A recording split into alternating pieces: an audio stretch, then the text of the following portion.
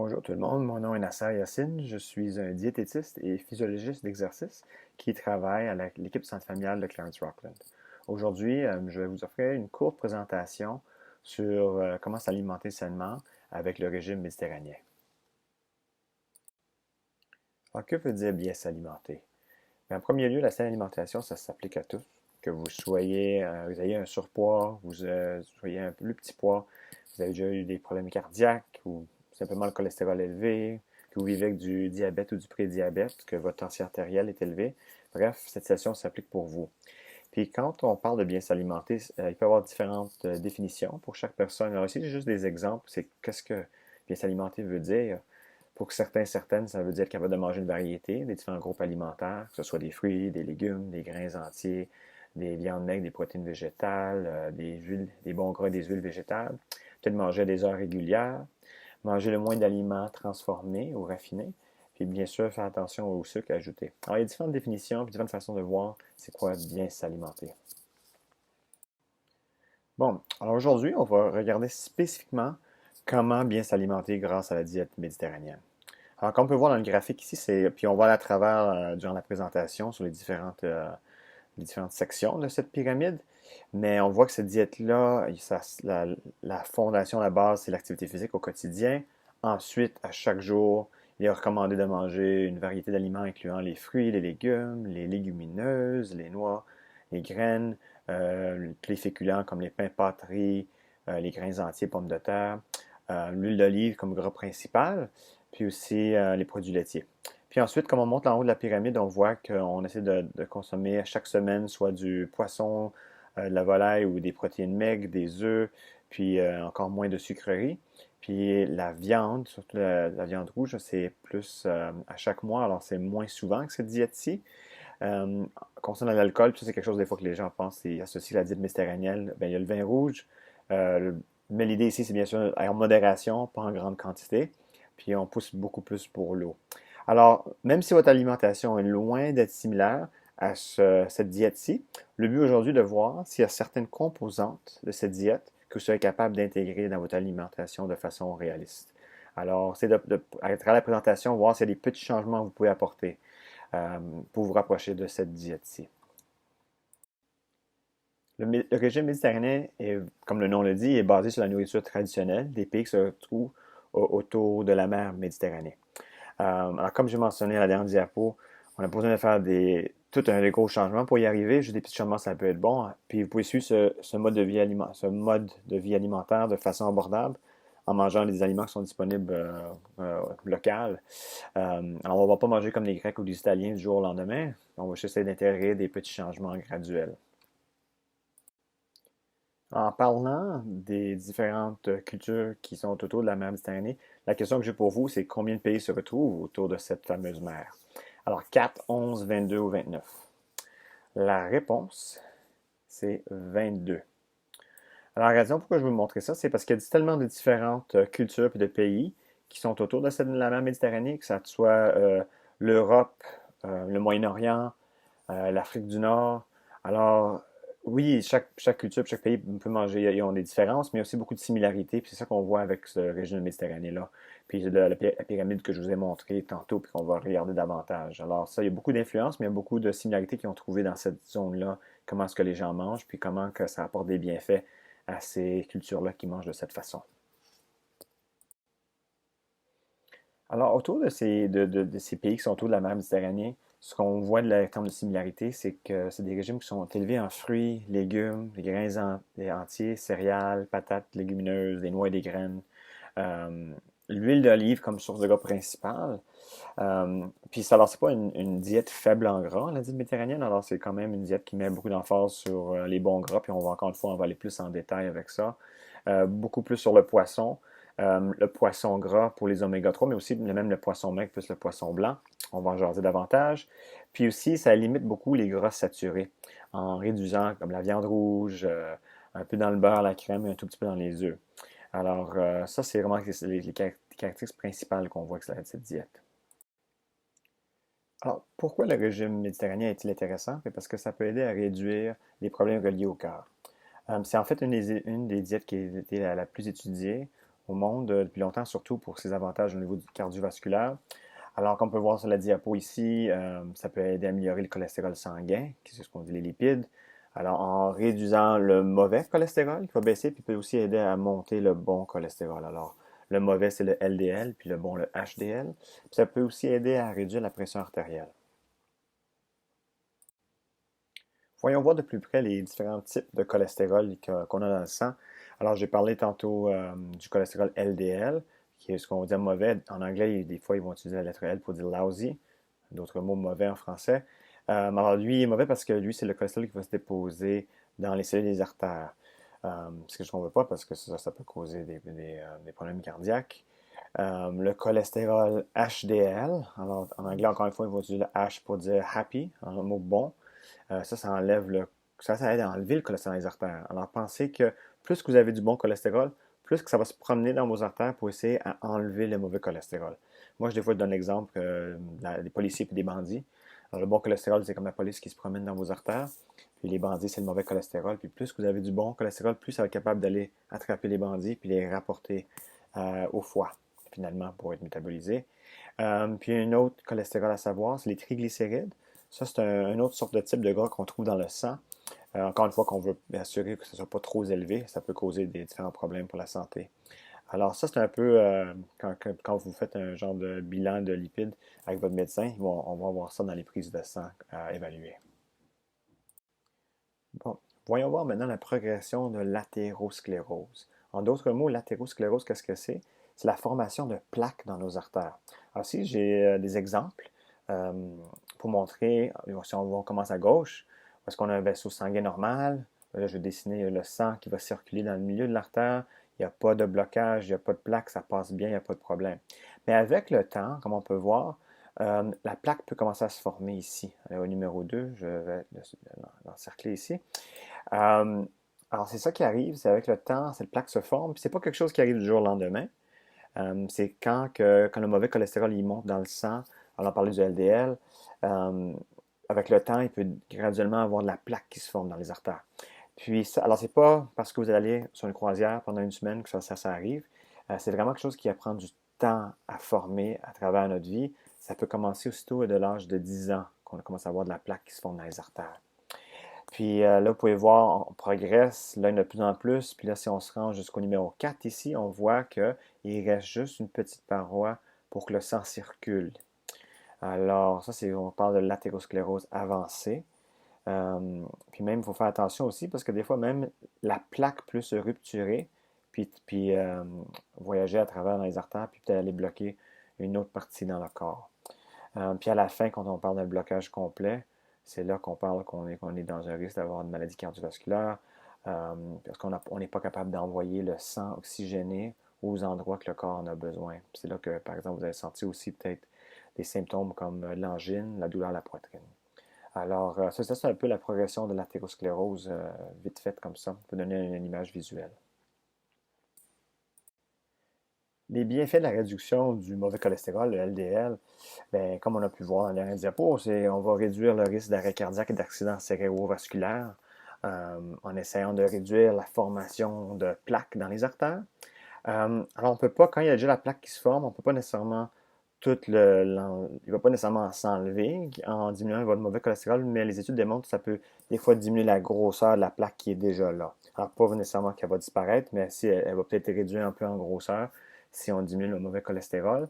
Ça peut aussi aider à prévenir la fin de prévention de la rupture de la plaque existante. Parce que c'est ça, si un morceau de plaque se libère, ça peut peut-être aller ailleurs, par exemple dans une des artères du cœur, puis causer un infarctus du myocarde ou en d'autres mots une crise cardiaque. Alors ça, c'est les points importants pourquoi on essaie de baisser ce mauvais cholestérol LDL-là. Les bienfaits de l'augmentation du cholestérol HDL, pourquoi est-ce qu'on veut le monter? C'est parce qu'il agit comme un nettoyeur dans les artères. Il capte le cholestérol dans les artères et l'amène au foie où il est ensuite recyclé. Euh, L'obésité et le fumer de la cigarette, c'est deux éléments qui contribuent à baisser le bon cholestérol. Puis si jamais vous êtes curieux de savoir c'est quoi un bon taux de cholestérol, j'ai marqué les objectifs en bas ici. Alors pour un homme, c'est en haut de 1,0, puis pour une femme, en haut de 1,3. Comme on peut voir dans la photo ici, le HDL, c'est les petites boules vertes, là. mais ça aide à nettoyer puis enlever le mauvais cholestérol dans les artères. Alors, ça prévient l'accumulation de la plaque, alors l'athérosclérose qui peut se produire. Puis, on voit que des gens qui ont un taux d'HDL plus élevé dans leur sang semblent avoir moins de risques d'avoir des maladies cardiovasculaires à la longue. Et c'est pour cette raison que le nom est arrivé, que c'est le bon cholestérol. Voici des trucs pour aider à augmenter le bon cholestérol. Alors, l'exercice régulier. Alors, je ne parle pas de l'exercice juste pour les résolutions au mois de janvier.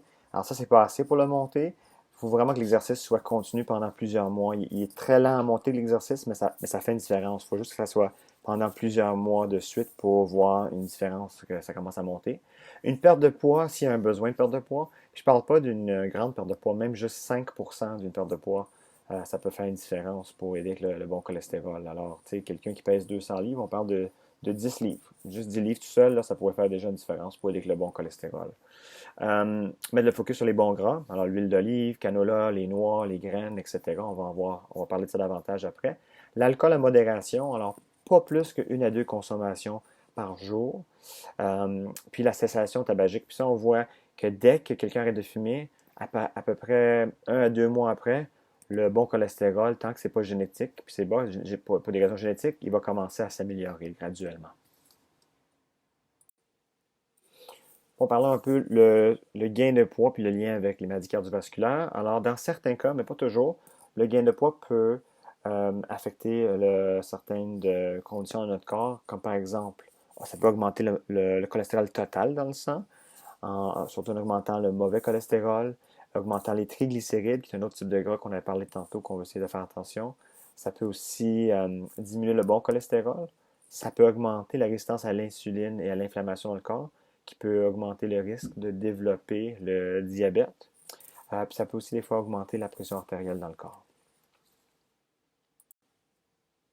Il est possible que vous avez déjà eu votre circonférence de taille qui a été pris en clinique dans votre vie. Puis la raison pourquoi on fait ça, c'est parce qu'il y a un lien entre le poids au niveau du tronc, de l'abdomen, puis les maladies cardiovasculaires. Pourquoi? Parce que ça représente tout ce qui est le gras viscéral. Alors ça, c'est le gras qui est tout entouré au niveau des organes. Puis ça, c'est un gras qui nous met plus à risque que d'autres types de gras qui est juste en dessous de notre peau, le gras subcutané. Parce que c'est ça, c'est lié à avoir plus de maladies chroniques, incluant les maladies cardiovasculaires, aussi pour le diabète. Idéalement, on essaie d'avoir pour un homme en bas de 40 pouces pour la circonférence de la taille ou 102 cm. Et pour les femmes, c'est en bas de 35 pouces ou 88 cm. Alors, pourquoi le régime méditerranéen est tellement efficace? Parce qu'il est faible en gras saturés, puis très riche en gras monoinsaturés, provenant de l'huile d'olive. Il y a beaucoup d'emphase sur les aliments qui sont moins transformés. La diète est aussi riche en glucides complexes tels que les grains entiers, les légumineuses. Et dans d'autres mots aussi, il va être aussi riche en fibres, les solubles et insolubles. Puis on va voir pourquoi que les solubles sont très intéressantes, surtout parce que ça aide à baisser le mauvais cholestérol LDL. Il est riche en antioxydants tels que la bêta-carotène, vitamine E et C, de même que des minéraux comme le magnésium et le potassium. Il est faible en sodium, alors ça peut surtout aider, c'est pour la pression artérielle. Puis c'est bon au goût, puis c'est assez simple à suivre. À ce point-ci de la présentation, on va regarder la pyramide alimentaire traditionnelle du régime méditerranéen, puis on va aller de la base en bas, puis on va monter en haut, puis aller voir chaque catégorie, puis pourquoi c'est important, puis qu'est-ce que ça promouvoit dans cette diète-là. On va commencer avec le bas de la pyramide, alors la fondation qui tient toute la pyramide debout, c'est l'activité physique au quotidien. La diète méditerranéenne, il y a une grande emphase sur l'activité physique. Alors, une emphase sur un style de vie, un mode de vie actif, en combinaison l'activité physique puis les exercices. Alors, quand je dis activité physique et exercice, je parle d'activité physique. Vous allez bouger le plus que vous pouvez. Alors, est-ce que c'est de marcher un peu plus, prendre les marches, stationner plus loin du marché, etc., juste pour essayer de bouger le plus possible. Puis l'exercice, c'est quand c'est plus structuré, planifié, comme vous allez peut-être faire de la course à pied ou de la marche rapide, du yoga, du ski de fond, du vélo, la natation, etc. Ça, c'est la différence entre les deux, mais c'est d'avoir une combinaison des deux pour un mode de vie actif. Puis, similaire aux directives canadiennes d'activité physique, viser 150 minutes par semaine, alors soit 30 minutes pour 5 fois par semaine, ou diviser ça aussi même dans la journée, 10 minutes 3 fois par jour en bloc, ça peut aider. Puis aussi un avantage de faire des exercices de résistance aussi. Alors quoi, de la musculation, des poids et des haltères par exemple, pour donner d'autres sortes d'avantages qu'on parle peut-être au niveau musculaire, puis aussi pour la densité osseuse, etc.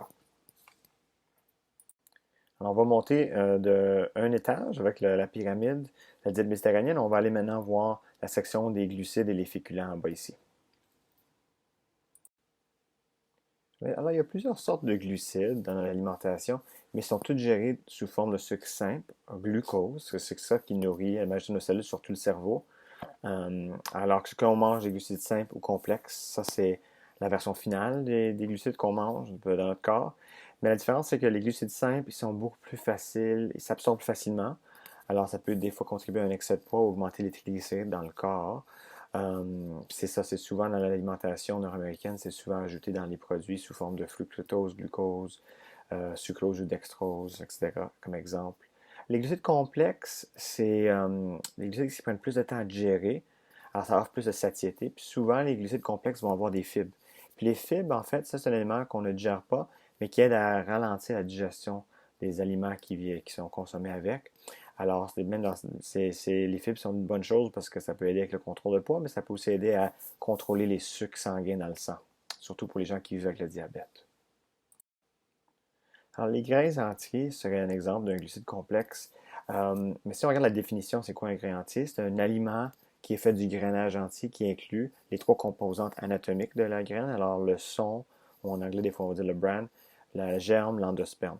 Alors, peu importe la façon que le grain a été travaillé, il doit retenir les mêmes proportions de ces trois éléments-là pour qu'il qualifie comme un grain entier. Mais dès qu'on commence à enlever, parce que chaque partie de la graine qu'on voit ici euh, contient beaucoup de nutriments.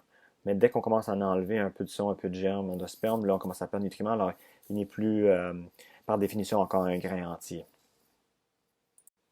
Voici une liste d'exemples de grains entiers qu'on peut trouver dans notre alimentation. Alors, tout ce qui est du blé entier, l'avoine entière, découpé, puis surtout l'avoine qui prend plus de temps à cuire. Plus que ça prend du temps à cuire, moins ça a été raffiné ou transformé. Alors, c'est une bonne chose.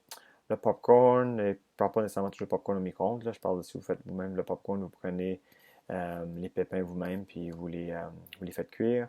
Le riz brun ou sauvage, le seigle entier, l'orge, surtout excellent c'est une bonne idée pour mettre dans les soupes. Le sarrasin, le tritacca, le boulgour, le millet puis le quinoa. Alors ça, c'est juste quelques exemples de grains entiers. On a parlé des grains entiers, puis pourquoi c'est important pour la santé? Bien, une des composantes importantes, c'est les fibres. Les fibres offrent des bienfaits cardioprotecteurs et sont essentielles au régime méditerranéen. Un régime riche en fibres aide à réduire le cholestérol sanguin et peut également aider avec la gestion de poids parce que ça nous remplit davantage, on a plus de satiété. C'est plus dur de manger beaucoup. Je vous donne l'expérimentation. Essayez de manger une soirée spaghetti à la maison. Essayez une soirée spaghetti avec des pâtes blanches, puis une autre journée des pâtes brunes. C'est beaucoup plus dur de manger autant avec l'option brune parce que ça, ils ont beaucoup plus de fibres, alors ça nous remplit davantage. En moyenne, les critères pour les fibres, c'est entre 25 et 35 grammes de fibres par jour. Alors pour les femmes, plus proche du 25, pour les hommes, plus de 30-35 grammes par jour. C'est aussi faible en indice glycémique. En d'autres mots, c'est que ça ne monte pas le sucre dans le sang aussi vite que sur certains aliments. Puis en d'autres mots, ben, ça aide avec le maintien de la glycémie sanguine, alors pour que ça reste plus stable, puis moins des hauts et des bas. Il existe deux sortes de fibres, comme on a vu tantôt. Alors, il y a les fibres solubles et insolubles. On va commencer à regarder les fibres solubles. Alors, ça, c'est ceux qu'on veut vraiment prioriser euh, pour la raison qu'ils ont un effet significatif pour réduire le mauvais cholestérol dans le sang. Puis ça peut aussi même aider beaucoup au niveau de la prévention du diabète ou la gestion du diabète. Ça se retrouve dans plusieurs fruits et légumes, les grains, surtout au niveau du psyllium puis de l'avoine. Psyllium, je peux vous mentionner, c'est le même ingrédient qu'ils mettent dans le supplément de métamucil. C'est pour ça des fois ils vont mentionner que ça peut aider avec la santé cardiovasculaire. Les légumineuses, alors pois chiches, haricots noirs, rouges, lentilles, puis dans les graines de lin moulu comme un autre exemple. De l'autre côté de la médaille, on a les fibres insolubles. Alors ça se retrouve surtout dans la peau des fruits et légumes et le son. Ça peut aider à prévenir la constipation et pour promouvoir la santé digestive. Ça n'a pas d'effet sur le profil de lipides dans notre corps, alors ça n'a pas nécessairement augmenter le bon cholestérol ou baisser le mauvais. Mais c'est quand même important d'aider, d'être régulier, régulière à la selle, parce que la constipation, puis le besoin de pousser plus fort pour avoir une selle, ça peut des fois jouer sur la pression artérielle, puis si la pression artérielle monte, puis il y a déjà un risque pour les maladies cardiaques, il peut avoir une connexion à ce niveau-là. Alors, encore une fois, c'est là que ça devient intéressant, les fibres insolubles en plus, avec les fibres solubles pour vraiment aider avec cette régularité-là au niveau de la selle. Alors, c'est ça, c'est pratique pour la santé digestive générale. Alors maintenant, on va aller passer à une autre catégorie dans la pyramide alimentaire du régime méditerranéen. On va aller voir les haricots, les légumineuses et les noix et les graines. On va regarder les légumineuses en premier. Alors, les légumineuses, ça comporte tout ce qui est les lentilles, les pois chiches, haricots rouges, noix blanches, etc. Alors, ce sont toutes des excellentes sources de protéines, fibres, vitamines et des minéraux. Bien sûr, il y a beaucoup de fibres solubles, puis on a vu tantôt pourquoi c'est très important au niveau de santé cardiaque, puis aussi pour aider à prévenir ou gérer le diabète. Selon les critères, en consommer 3 fois par semaine, alors que ça soit par faire partie d'au moins 3 repas dans votre semaine, ça serait intéressant pour voir les avantages. Bon, pour les skinny noix et les graines, alors ça, ce qui est intéressant, c'est qu'ils ont des bons gras qui peuvent des fois aider à augmenter un tout petit peu le bon cholestérol, alors le HDL. J'ai mis peut-être une liste ici de différents noix puis des graines, alors que ce soit des amandes, grenades, pistaches, pacane ou des graines de citrouille, tournesol, chia, chanvre ou lin, pour que le lin soit moulu par exemple. Le plus important avec tout ça, là, c'est parce que chaque noix ou graine a leur propre avantage. Je dirais, c'est de un, idéalement, bien sûr, non salé, puis deux, faites attention à la quantité. Parce que oui, c'est sûr que ça peut être comme assez calorique. Alors, tu sais, une règle de base, c'est peut-être un quart de tasse maximum par portion ou l'intérieur de votre main fermée. Ça, c'est un autre truc. Puis pour les critères de la diète méditerranéenne, c'est en consommer juste simplement 1 fois par semaine, ça peut déjà montrer des avantages. Allons regarder maintenant la fameuse huile d'olive qui est un des gras principaux pour la diète méditerranéenne.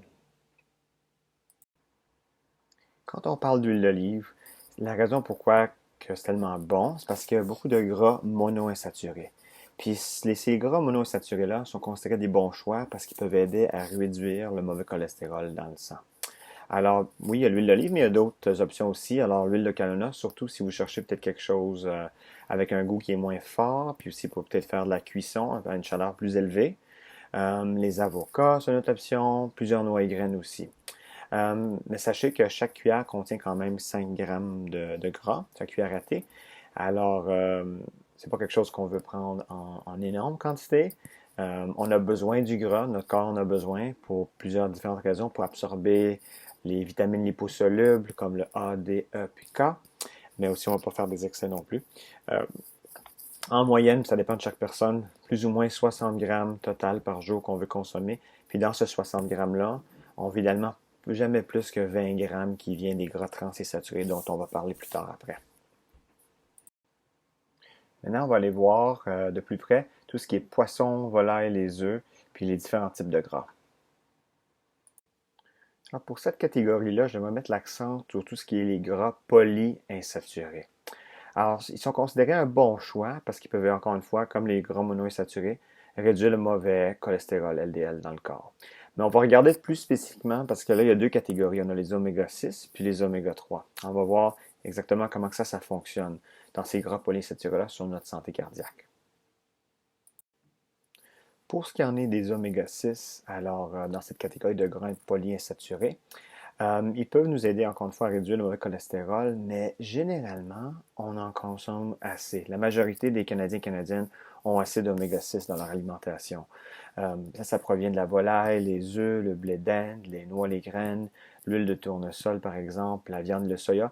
Puis il y a beaucoup de produits commerciaux qu'on achète qui sont faits à partir de blé d'Inde, soya, puis de tournesol ou dans ces huiles-là.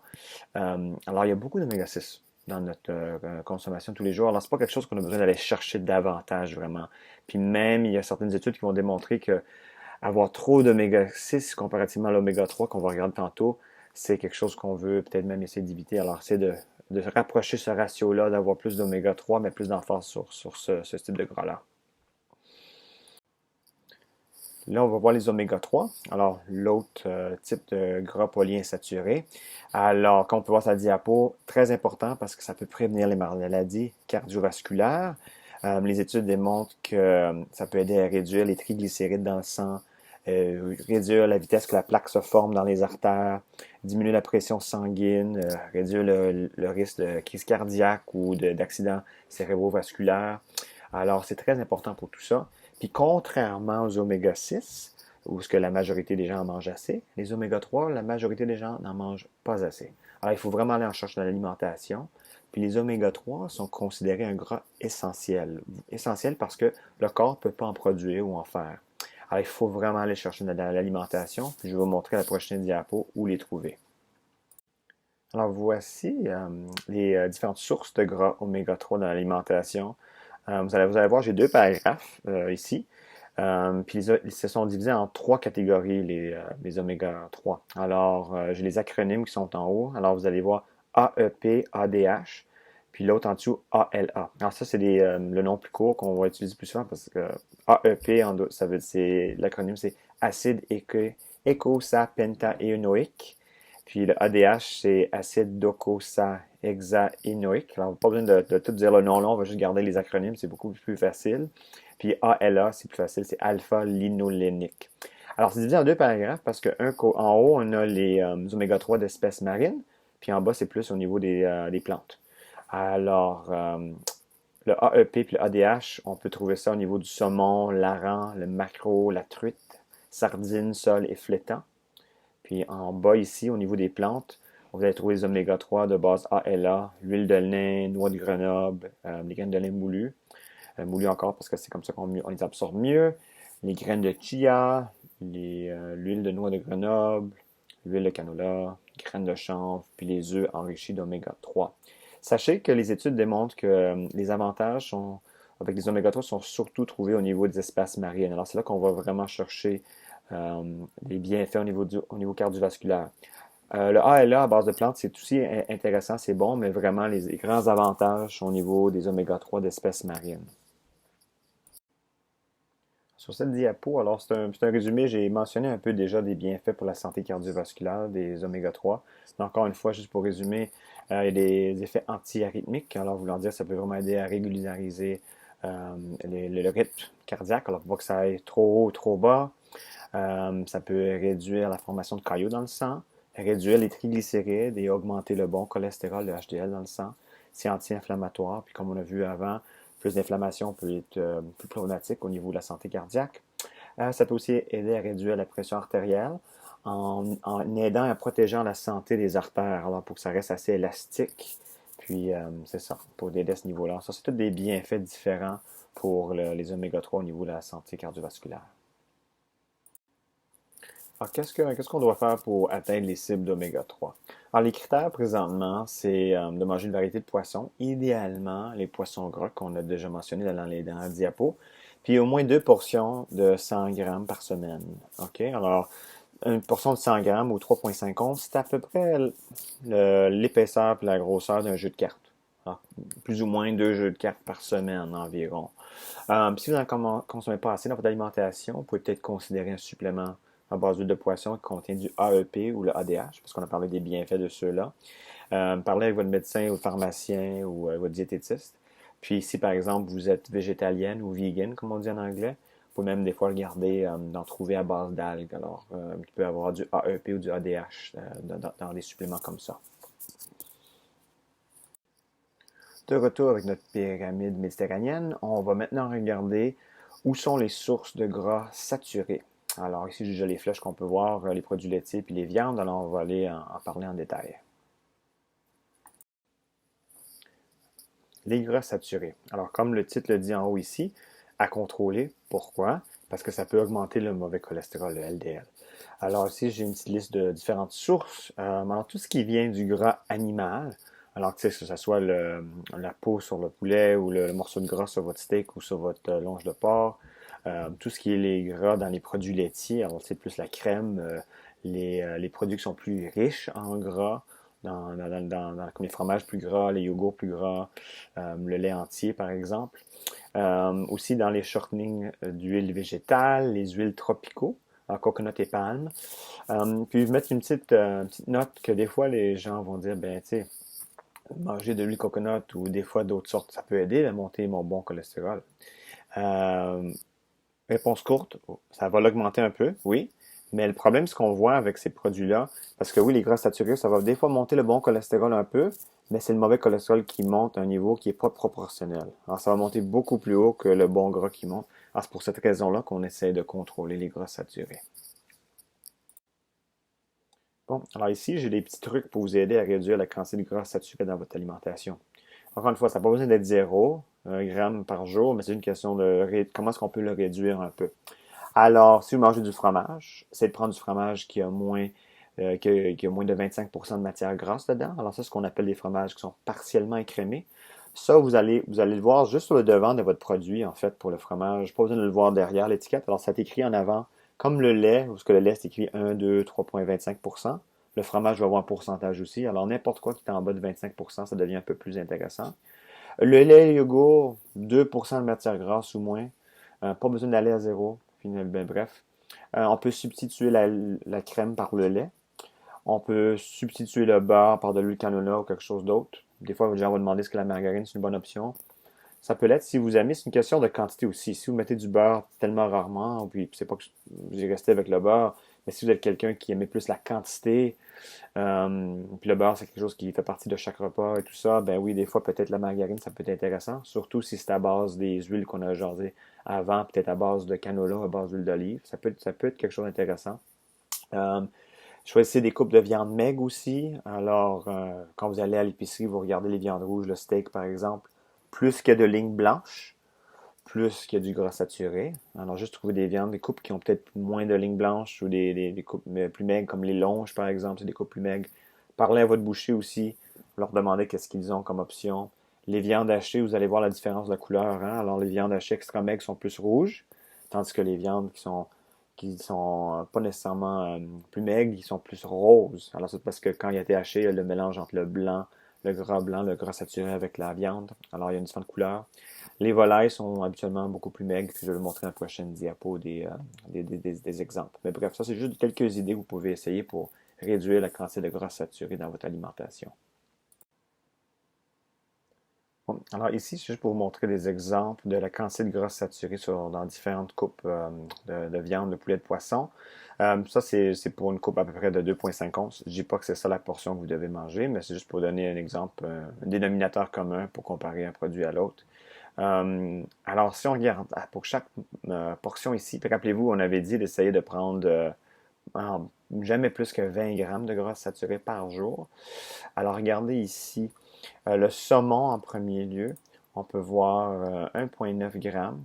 Alors oui, on a un tout petit peu de gras saturé, mais c'est pas beaucoup comparativement à un steak qui est autour. Puis ça, c'est un tout petit morceau, là. 5,6 grammes. Alors facilement, si quelqu'un mangerait 4 fois ça, hein, proche d'un 10 onces de steak, ben ça fait pas mal plus que les besoins de saturer dans une journée, puis sans même compter le reste de la bouffe qu'on a mangé dans une journée. Alors ça monte vite. Ça, c'est un T-bone spécifiquement la coupe. Le canard, on peut voir 1,1 g. Longe de porc, je vais vous montrer ça, c'est parce que. Puis on peut voir même, regardez, dans la coupe, il n'y a pas beaucoup de lignes blanches, hein? Comme on peut voir ici, comparativement au steak T-bone, où est-ce qu'on voit il y a beaucoup de blanc, beaucoup plus de gras saturé. Euh, alors bref, il est beaucoup plus maigre. Alors il y a beaucoup moins de gras saturé. Ça peut être quand même un choix intéressant dans les viandes rouges. Le poulet sans la peau, très maigre bien sûr. Puis si jamais vous faites de la chasse, ben l'orignal, puis on peut juste le voir ici, hein, et très peu de lignes blanches, très peu de gras saturé, très maigre.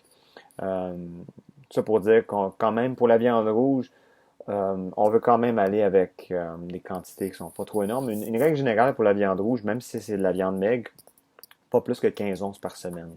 Au niveau de la santé, puis même au niveau de juste la prévention de cancer, par exemple. Mais c'est ça. Alors, juste pour montrer des exemples qu'il peut y avoir une variété de différentes de gras saturés dans notre alimentation, puis essayer de trouver un équilibre avec tout ça.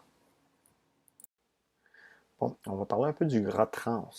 Alors, il y a des choses qui ont changé dans le monde du gras trans depuis septembre 2020. Santé Canada bannit les gras trans partiellement hydrogénés.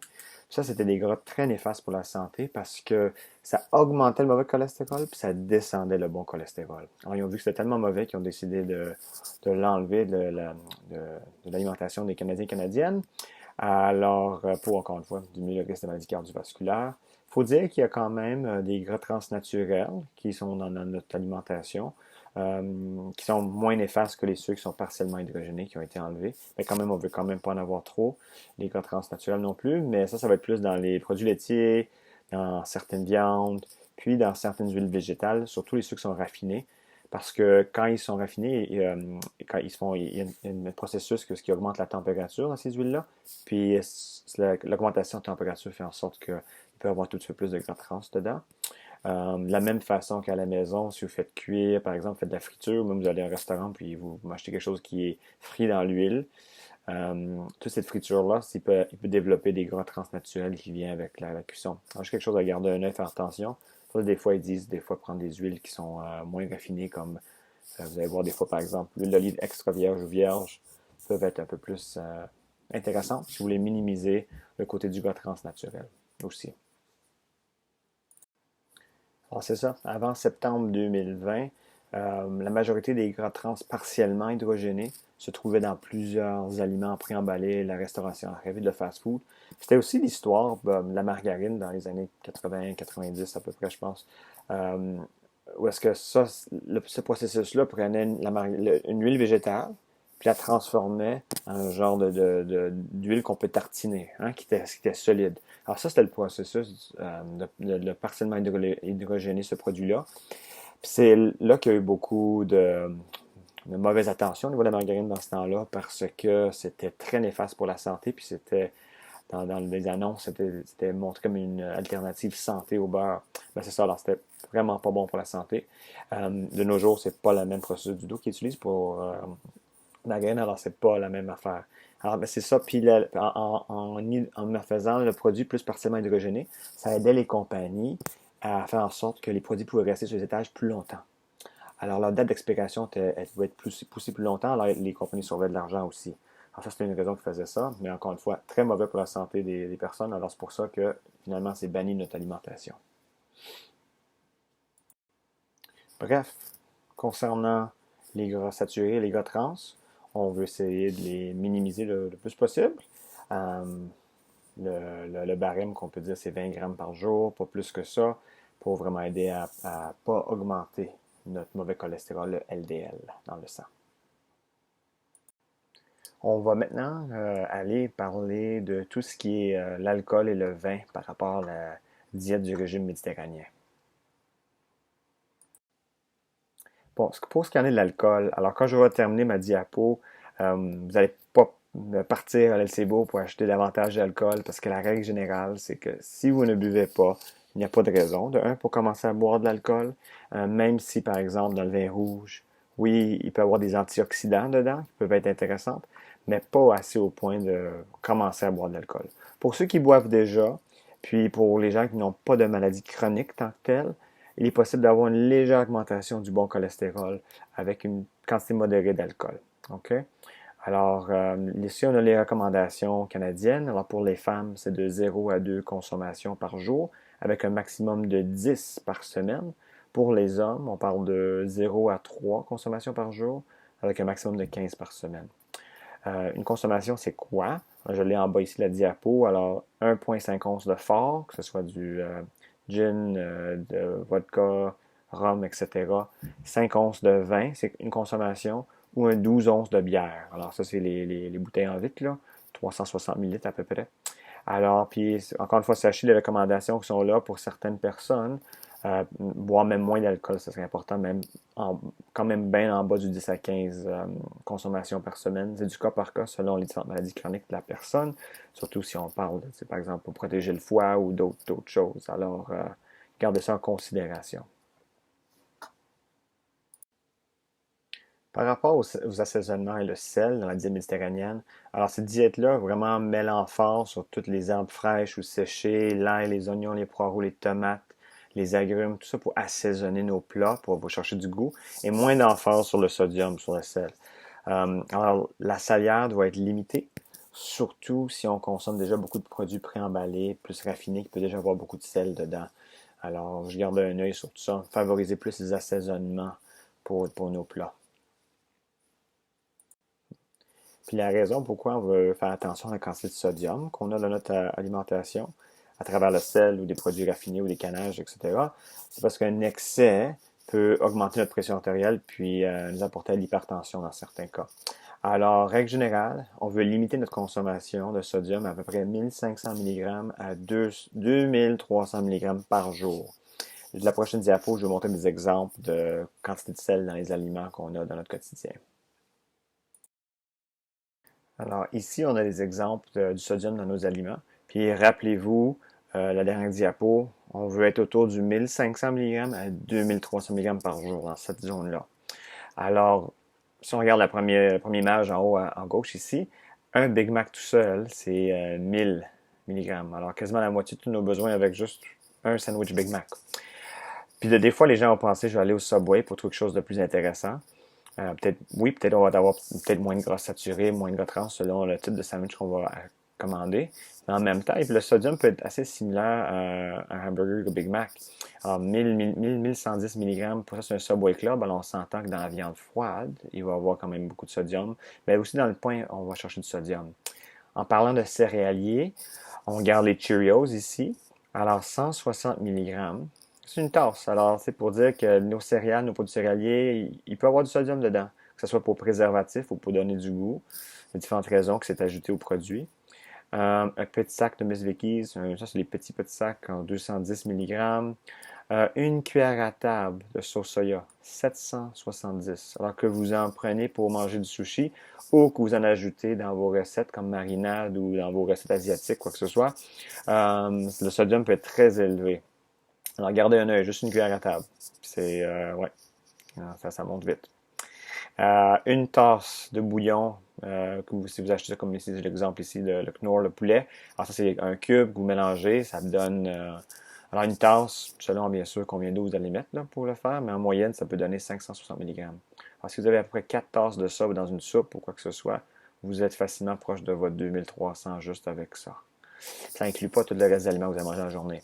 Alors, tout ça pour dire que ça monte vite. Le sodium monte vite, puis la majorité des Canadiens et des Américains, on a beaucoup de sodium dans l'alimentation. Alors, juste soyez vigilants.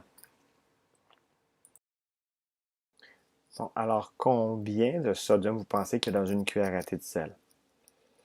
Alors, pensez-y un peu, parce que c'est quand même assez haut. 2300 mg de sodium. Alors, si vous utilisez le sel dans vos recettes à la maison, puis tout ça, une cuillère à thé, c'est finalement le maximum total qu'on peut prendre sans même considérer tout le reste d'aliments qu'on a mangé en journée. Alors, si vous voulez connaître la teneur de sodium dans différents aliments, j'ai un petit lien en bas ici, vous pouvez aller le voir, puis cliquer dessus, puis voir les autres options qu'il y a dans votre alimentation qui sont peut-être riches ou faibles en sel. On est maintenant rendu à parler des liquides dans la diète méditerranéenne. On va regarder ça. Alors, la règle générale pour les liquides avec cette diète-ci, la diète méditerranéenne, c'est de boire de l'eau à travers la journée des repas. Alors ça, c'est l'emphase sur l'eau. Puis tant que votre régime alimentaire est assez équilibré, que vous avez beaucoup de fruits et légumes dans votre alimentation, vous allez chercher beaucoup d'eau dans ces produits-là, parce qu'il y a en fait beaucoup d'eau dans les fruits et légumes.